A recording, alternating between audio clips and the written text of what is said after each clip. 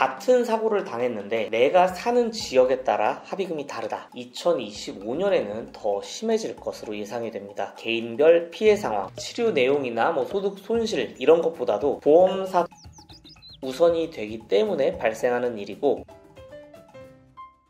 안녕하세요, 사고링크입니다. 먼저 지난 2024년 저희 사고링크를 많이 찾아주셔서 진심으로 감사를 드립니다. 올 한 해에도 여러분들이 정당하게 보상을 받을 수 있도록 최선을 다해서 열심히 노력하겠습니다. 오늘은 2025년 교통사고 합의금 달라진 것들, 그리고 앞으로 달라질 것들에 대해서 내용 나누어 보도록 하겠습니다. 첫 번째로 지역 간 합의금 격차, 금액 격차가 점점 더 심해지고 있습니다. 같은 사고를 당했는데 내가 사는 지역에 따라 합의금이 다르다. 2024년에는 실제로 이런 일이 더 빈번해졌고요. 2025년에는 더 심해질 것으로 예상이 됩니다. 일전에 저희가 보험사별, 센터별, 담당자별로 인당 보험금이라는 실적의 목표치가 다 다르다 보니까 어느 정도 지역 간 합의금의 격차가 존재한다고 제가 말씀은 한번 드렸었는데요. 강남이라든지 이런 고소득 지역, 그러니까 소득 수준이 상대적으로 높은 지역이 보상 금액적으로 봤을 때도 좀 많이 높다라고 한 번 더 강조해서 말씀을 드립니다. 결국은 지역 간 금액의 격차는 개인별 피해 상황, 치료 내용이나 소득 손실 이런 것보다도 보험사 담당자의 실적 기준이 우선이 되기 때문에 발생하는 일이고, 이런 지역 간 금액 격차가 한 2, 3년 전과 비교해서 매우 많이 심해졌습니다. 특히 보험사 담당자가 사고 유형, 피해 내용과는 관계없이 일단 피해자에게 금액을 최소한으로 작게 부르는 그런 경향이 굉장히 심해졌고요. 요즘은 보험사에서도 이 손해율이라든지 보험료 인상도 힘들고 하다 보니까 실적에 대한 압박이 심하고, 이게 결국은 2025년에는 지역 간 금액 격차가 더 심해질 것으로 예상이 되고 있습니다. 두 번째로는 과실을 정할 때 목소리가 더 커져야만 되는 상황이 되었습니다. 명백한 백대형 사고, 예를 들면 후미추돌이라든지 신호 위반, 중앙선 침범 이런 건 별로 해당 사항이 없는데요. 예를 들어서 차선 변경 사고, 보행자 무단횡단 이런 사고 같은 경우에는 일단 기존에 있는 과실 도표로는 쌍방 과실에 해당을 했었는데, 어떤 변호사님의 과실을 다루는 방송으로 인해 과거와 달리 일단 무과실을 주장하는 경우가 상당히 많아졌습니다. 물론 그게 나쁘다는 건 절대 아니고요. 당연히 억울한 일을 당하면 무과실을 주장하는 게 맞습니다. 문제는 이러한 판단이 근거가 희박하다든지 그런 분들이 막무가내로 주장을 하기 시작했고, 보험사나 경찰서 쪽으로 계속 이제 얘기가 가게 되는데, 문제는 이 경찰서나 보험사에서도 크게 일을 벌리고 싶지 않은 경우가 많다 보니까 상대적으로 과실을 좀 점잖은 쪽에다가 그냥 얹어버리는, 쉽게 말하면 목소리 작은 사람이 불리해지는 그런 경우가 좀 더 많아졌습니다. 그래서 그냥 경찰서에서 그러면 그게 맞겠지, 보험사에서 자꾸 그러니까 그냥 그게 맞겠지, 이렇게 했다가는 정말 억울한 경우가 생길 수도 있으니까 매우 신중하게 잘 판단을 하셔야 될 것 같습니다. 물론 지금 말씀드린 내용이 모든 사고가 다 그런 것은 아닙니다. 당연히 비율로만 따지면은 경찰서나 보험사에서 정하는 게 대부분 맞긴 한데, 보다 냉정하게 판단하는 것이 조금 더 필요하다라고 말씀을 드리고 싶고요. 마지막으로 2025년에는 보험금을 산정하는 그 약관 자체가 변경이 될 수 있습니다. 사실 이 교통사고 보험금 항목 중에 향후치료비라고 하는 항목이 있는데, 이 항목을 과잉치료의 원인으로 보고 정부에서 이 항목을 수정하려고 하는 정책 움직임이 있습니다. 물론 아직 어떤 방향으로 어떻게 하겠다라는 내용 자체가 미정인 상황이고, 여러 가지를 다각도로 검토하고 있는 걸로 알고 있습니다만은, 지금까지의 상황을 보았을 때 앞으로 입원 치료와 통원 치료에 대한 차이가 좀 더 심해질 것 같습니다. 그러니까 통원 치료를 하더라도 지금까지는 어느 정도 일 못한 손해라든지 여러 가지 손해를 본 케이스들을 인정을 받아서 그래도 합리적인 보상을 받을 수 있었다면, 앞으로는 통원 치료 시에 금액을 인정받는 것 자체가 매우 쉽지 않은 일이 될 것 같은데요. 차량 감가라든지 여러 가지 다양한 상황, 예를 들면 구직자가 면접에 참석을 못했다든지 교통사고로 좀 심각하게는 임산부가 유산을 했다든지 이런 부분들이 지금 어느 정도까지는 향후치료비라는 항목으로 인해서 수습이 되고 있었다면, 이 정책 방향에 따라서 상당히 많은 분쟁이 발생할 것으로 예상이 되고 있습니다. 이 부분은 저희가 이제 정책 진행 방향에 따라서 교통사고 피해자는 어떻게 하는 게 가장 좋을지 정책 결정이 되면 영상으로 한 번 더 찾아뵙겠습니다. 되겠습니다. 오늘도 저희 사고링크 영상 찾아주셔서 감사드리고 구독과 좋아요, 알림 설정 부탁을 드릴게요. 그리고 주변에 사고 당하신 분 있으시면 저희 사고링크 알려주세요. 그분들에게 매우 큰 도움이 될 겁니다. 이만 사고링크였습니다. 감사합니다.